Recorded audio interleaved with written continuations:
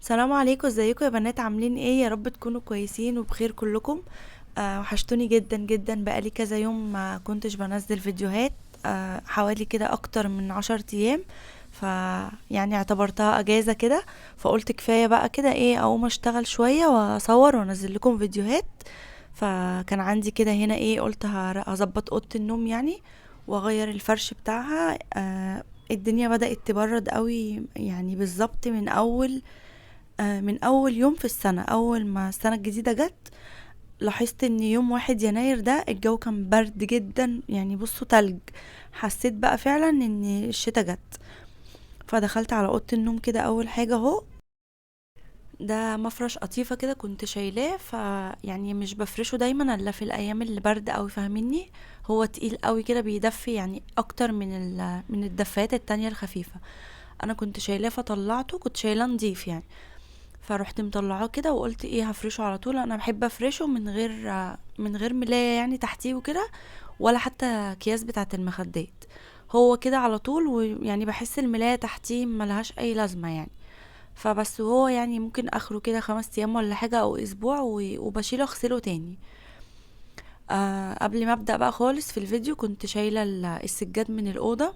يعني قلت خلاص بقى، طالما هغير الفرش وكده، همسحها بقى بالمره. هي كده كده، ايه يعني، الحتت اللي باينه فيها صغيره مش كبيره قوي يعني، فمش بتعب يعني فيها. وكمان فتحت الشباك كده وانا شغاله اهو. بصوا، الجو كان تلج، عايزه اقول لكم، وهي الشقه مقفله. يعني سبحان الله، اول ما فتحت تقريبا الشقه بيبقى فيها رطوبه وهي مقفوله وكده، فاهمين؟ فلما بنفتح والهوا بيغير المكان وكده والشمس بتدخل، حسيت الدنيا دفيت والله اكتر ما انا كنت مقفله. حتى اليوم ده يعني فتحت شبابيك الشقه كلها والبلكونه وكده. بس يا بنات، هنا بقى كنت خلاص خلصت كده فرش السرير على طول على طول. والسجاجيد زي ما قلت لكم كانت على السلم. نفضتها يعني وسبتها، ايه، الشمس بتيجي عندي دايما قدام باب الشقه من بره. بس وهنا جبت اهو الجردل وحطيت فيه بريكس اللي انا بمسح بيه ده. عايزه اقول لكم ريحته حلوه قوي، جربوه. بس وبالشرشوبه كده على طول. انا طبعا هنا عشان ايه، الخشب جنب بعضه كده، السرير والدولاب. فمش مش برمي ميه يعني كتير وكده، عشان الخشب بس ما يحصلوش حاجه. ببلها بس كده، وبعد كده بنشفها على طول. مسحت بقى هنا من جنب الكومودينو التاني، وهنا الناحيه دي، ومن جنب التسريحه برضو كده. وانتوا عارفين انا كنت عامله قبل كده معاكم في الفيديوهات اللي فاتت. آه جوه السرير انتوا شفتوا يعني كان نضيف ازاي. بس هنا بقى زقيته اهو الكومودينو ده، ومسحت كده وراه على طول، على قد ما بقدر يعني، حاجه اعرف احركها بعمل على طول وراه.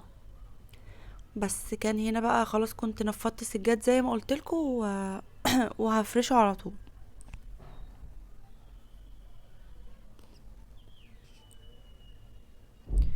هنا فرشت كله بقى، ودي المشاية الصغيرة دي بحطها اخر حاجة كده قدام باب الأوضة يعني.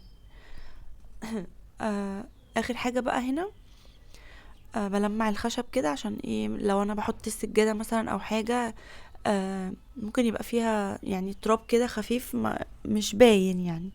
او يعني وانا بحطها على الارض كده ممكن تطلع شوية عفارة، حتى لو انا منفضاها برضو. هو السجاد ده يعني رخم جدا بصراحة، مهما بنفض فيه بلاقي فيه برضو حاجات. بس فبلمع بقى الخشب والحاجات دي في اخر حاجة خالص. ال- الكومودينو ده الخشب اللي فوق السرير ده، والحتة اللي هي الجلد بتاعت مسند الراس بتاعت السرير. كده الأوضة هي بقت تمام. وكنت كمان حاطة اللحاف بقى اللي بنتغطى بيه في البلكونة بقى برضو، وكمان يتشمس كده لحد آخر اليوم يعني. خلاص يا بنات، أنا كده اهو خلصت من أوضة على السريع كده، وخلاص هعطرها. هدخل بقى على المطبخ. هقول لكم كنت بعمل ايه وحصل ايه يعني. بس برش كده على الستاير اهو، على السرير والسجاد. وكده الأوضة ريحتها تحفة، بتقعد يعني يومين 3 كده فيها ريحة حلوة. بصوا كوباية القهوة دي بقى، شايفين اتقسمت نصين ازاي؟ هنا كنت حاطة، عارفين الكنكة اللي هي اللي بفيشة دي؟ بصوا بهدلت الدنيا. كنت بعمل قهوة فبصبها يعني، فالكوباية يعني اتفتحت كده نصين، فرقعت او طقت، مش عارفة حصل لها ايه. فالقهوة بقى نزلت على الرخامة، من على الرخامة على الباسكت ده. وقعت بقى عملت بقعة كده في التربو فبهدلت الدنيا يعني.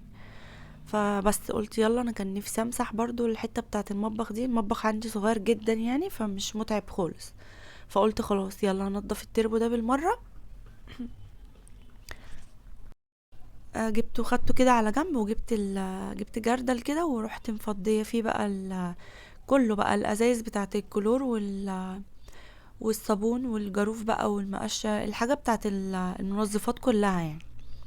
بس قلت برضو وهم في الجردل كده هديهم شطفة عشان القهوة جت عليهم بهدلت الدنيا بصراحة.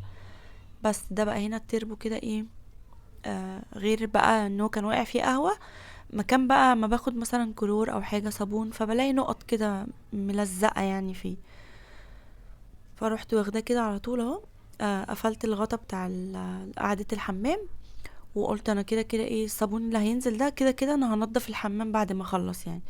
بس نضفته كده على طول اهو. بصوا، عايزه اقول لكم اسمه ايه الستاند ده ولا التربو ده، يعني حلو قوي لامم حاجات كتير. انا كنت جايباه من رنين، كان اليوم ده كان عليه عرض كان ب150. فحلو يعني لو لقيتوه هاتوه.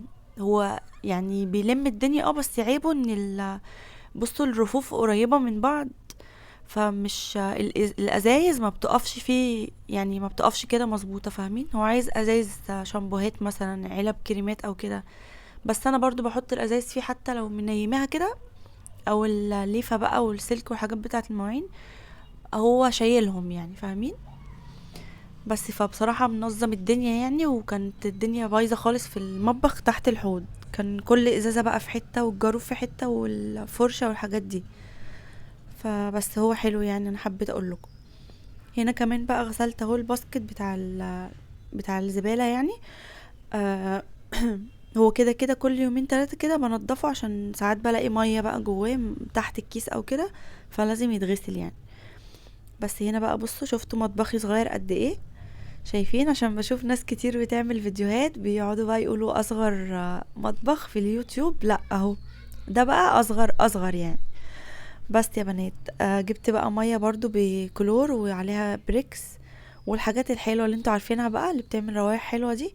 بس خدوا بالكم ما تعملوش يعني خلطات، يعني ما تحطوش مثلا فلاش وتحطوا معاه كلور، لا خدوا بالكم عشان الحاجات دي ايه بتعمل تفاعلات كده، ويعني لا قدر الله ممكن بتموت يعني.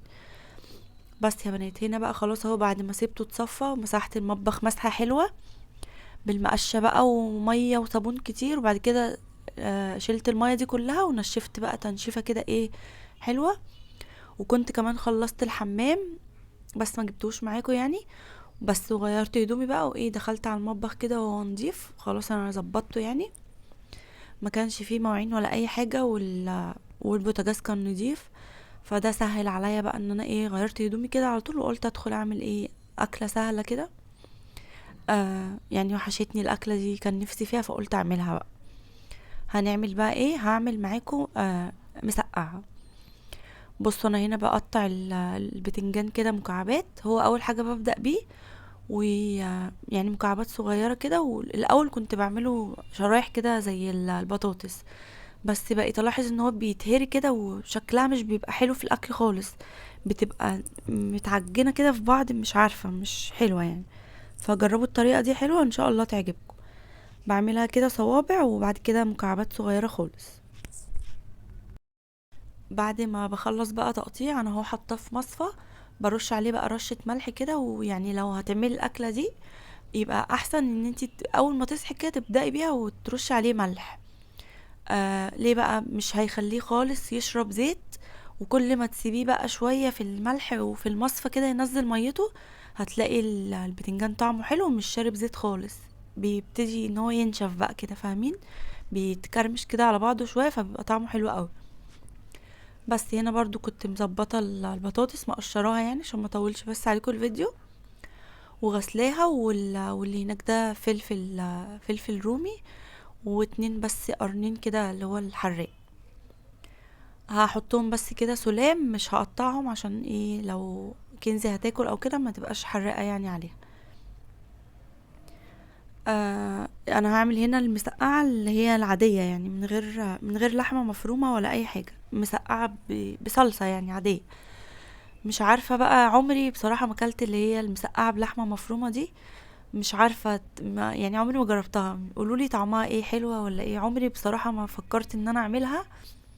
حاساها يعني هي مسقعه، يعني احنا اصلا بنعملها لما بنبقى زهقانين من لحوم مثلا او فراخ او كده، فاهمين؟ بتبقى دي اكله شعبيه كده، ايه يعني لما بنزهق من الاكل بنعملها. فمش عارفه، مش حاساها يعني. قولولي كده، ايه حلوه ولا طعمها بيبقى ايه؟ ما فكرتش خالص بصراحه ان انا اجربها. بس يا بنات، هنا بقى ايه، خلاص حطيت اهو الصينيه تحت المصفى عشان لو نزل ميه او حاجه ما تجيش على الرخام. بصوا بقى هنا، شايفين البوتاجاز كان نضيف ازاي؟ مطبخ ممسوح بقى والحوض فاضي، فكنت واقفه بعمل كده ايه على روقان. بس بقى يعني بصوا، صعبان عليا بقى البوتاجاز من اللي هيحصل فيه. انتوا عارفين بقى اكله ايه، كلها زيت بقى وتحمير وطرطشه. يلا مش مشكله، كده كده انا بحب اعمل اي اكل والبوتاجاز قدامي نضيف. هنا يا بنات بقى جبت الطاسه دي، وحطيت فيها كده هنا شويه توم، بس يتحمروا كده شويه لونهم يصفر، وهحط معلقتين كده من الخل. دي كده الطشه بتاعت المسقعه. ما تكتروش بس الخل عشان ما تبقاش يعني بتحرق كده في الزور وتبقى تقيلة على المعدة. بصوا بقى، انا هنا مقطعة الطماطم مكعبات. انا بحبها كده ايه، تبقى ايه يعني مصحصحة كده شوية. ما بحبش خالص ان انا اعمل عصير طماطم بقى في الخلاط، بتبقى تقيلة كده وكأنها طبخة، فمش حلوة هي كده. جربوا الطريقة دي هتعجبكم جدا. بس حطيت لها بقى التوابل بتاعتها، ملح وشوية كمون، عايزين تحطوا كزبرة ناشفة ماشي، فلفل اسود زي ما انتوا حابين يعني. هنا بقى اهو اول طاسة بدأت بيها ان انا ايه هحمر المكعبات البطاطس دي. وكان على النار التانية اهو، خلاص خلصت اللي هي التسبيكة دي، وسبتها بقى مع نفسها كده على نار هادية، وغطيتها وسبتها. جيت بقى هنا ايه جيت احمر يعني الفلفل والحاجات دي عشان اختصر الوقت يعني. فقلت لا، انا لسه حاطه الزيت فمش عايزه ابوظه، عشان انا كمان يعني بصوا يوميا كده مرتين تلاتة في اليوم بحمر بطاطس. فقلت خلي الزيت ده نضيف، عشان لو قليت فيه فلفل بيبقى بعد كده، لو قليت فيه بطاطس بيبقى حراق جدا. فقليت بقى في الطاسه التانية دي الفلفل عشان يعني ما يبقاش حراق. بس هنا بقى اهو طلعت اول طاسه، وكنت بحمر برضو بصوا شايفين البتنجان شكله حلو ازاي؟ بطلع بقى كده وكل حاجه على جنب لوحدها. وادي الطشه الصلصه قصدي، خلاص كده جاهزة. هحطها بقى على طول وهقلب. ودي احلى اكلة واسهل اكلة لو انتوا يعني حابين تغيروا يعني تخرجوا بقى من جو اللحوم والفراخ وكده. انا بصراحة لما بتوحشني يعني اول حاجة بتيجي في بالي هي دي. لما بيوحشني يعني الاكل اللي هو السهل السريع ده. شايفين؟ بصوا شكلها حلو قوي يا بنات، وعايزه اقول لكم طعمها كان تحفه يعني. الفيديو بجد ظالمها. انا في اخر الفيديو كده هسيب لكم آه صورة لشكلها بقى الطبيعي. انا كنت مصوراها صورة كده فباينة حلوة قوي فيها. بس يا بنات، ده كان الفيديو بتاعي النهاردة، يا رب يكون عجبكم كده وشجعكم. متنسوش بقى تحطوا لي لايك وتشتركوا عندي في القناة وتقولوا لي انتوا بتتابعوني منين، وتكتبوا كومنت حلو كده يشجعني عشان انزل لكم فيديوهات. اشوفكم على خير بقى في فيديو جديد، ويلا يا حبايب قلبي، مع الف سلامة.